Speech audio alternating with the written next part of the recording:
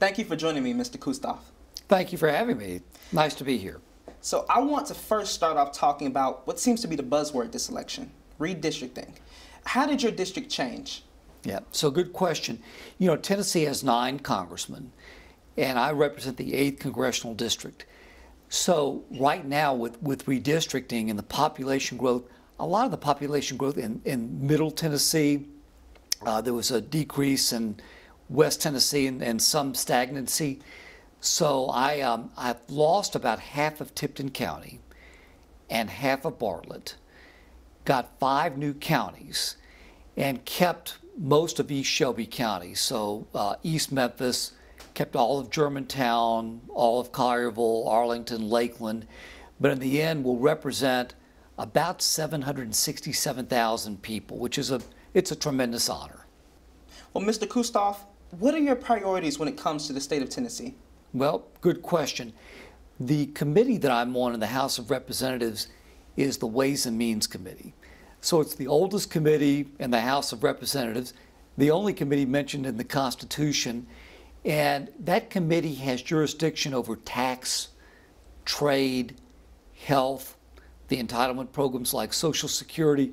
So I've got a lot of interest in those issues. But, you know, as I've been traveling around West Tennessee in the 8th Congressional District, the things that people are talking to me the most about, it's the economy and inflation. It's really a tough time right now economically for a lot of people. Crime and the border.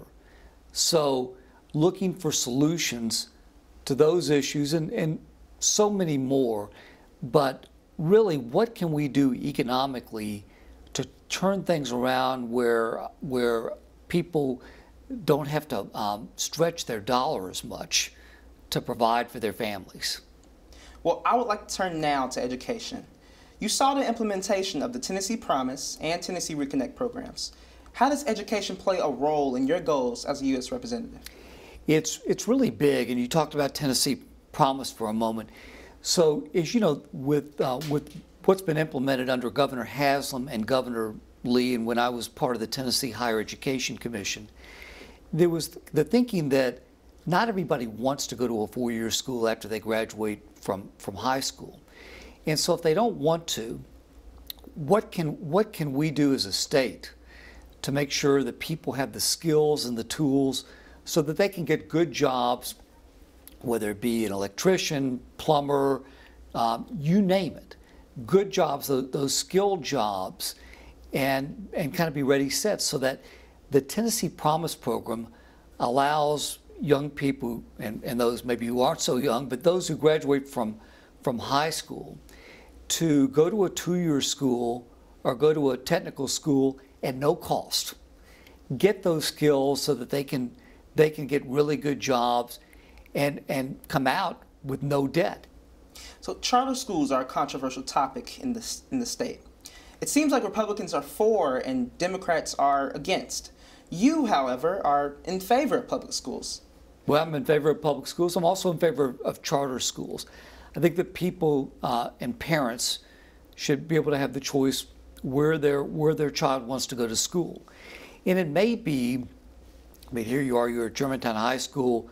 This is a great facility. You've got a one-of-a-kind TV studio where people like you can learn the broadcasting and the production side. You've got a lot of opportunities here. There may be students around the state that maybe they're assigned to a high school and it has not been a strong performer. To give those students the opportunity to go to a school where they can get a good education, I talked about win-win a moment ago. I think that's a win-win. But I'm also very proud of Germantown High School. I'm very proud of the municipal high schools around Shelby County, and I'm a product of White Station High School. So let's give as many opportunities to people as we can give, to the families and to the students. Well, regarding education, what is the Republican solution for bringing down the price to go to college? Yeah, well, that's something that Republicans talk about a lot. I'm sure Democrats talk about it as well. I think it's wholly unfair that you've got a student who wants to go to a four-year school, and they could be saddled with a lot of debt just because they want to do it. These colleges, they need to be competitive with each other. And thankfully, there's schools, public schools and private schools, universities and colleges. They built up endowments, and they give scholarships and other aid to students to bring that down. When I talk to recent graduates, and they talk about the amount of debt that they've accumulated, that doesn't seem fair to give somebody a diploma after 4 years and say, you now have a debt of blank. Shouldn't be that way. So the colleges themselves and the universities, they've got to continue to look for solutions to hold the tuitions steady, if you will, not increase. And at least in Tennessee, I'll talk about the Tennessee public schools, like the University of Tennessee at Knoxville, like the University of Tennessee at Martin, like the University of Memphis, where I'm a graduate of. They've done a good job in recent years in making sure that they haven't been increasing tuition. And I know that's a challenge again with the inflation that we're experiencing now. Looking ahead to 2023, if Republicans take back the House, which they are predicted to do, what are the first issues you'd like the party to tackle? Yeah. So again, to me, it's all about inflation and the economy. It's the number one issue. When people are talking to me about how expensive gas and groceries are, then you know it's real.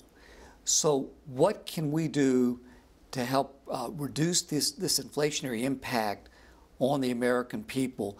That'll be among the first course of business in a Republican-led Congress. Well, Mr. Kustoff, thank you so much for talking with me today. I really enjoyed our conversation. Good. Thank you for having me on. This was really good and informative. You've asked great questions, so thank you for allowing me the opportunity to talk to you today.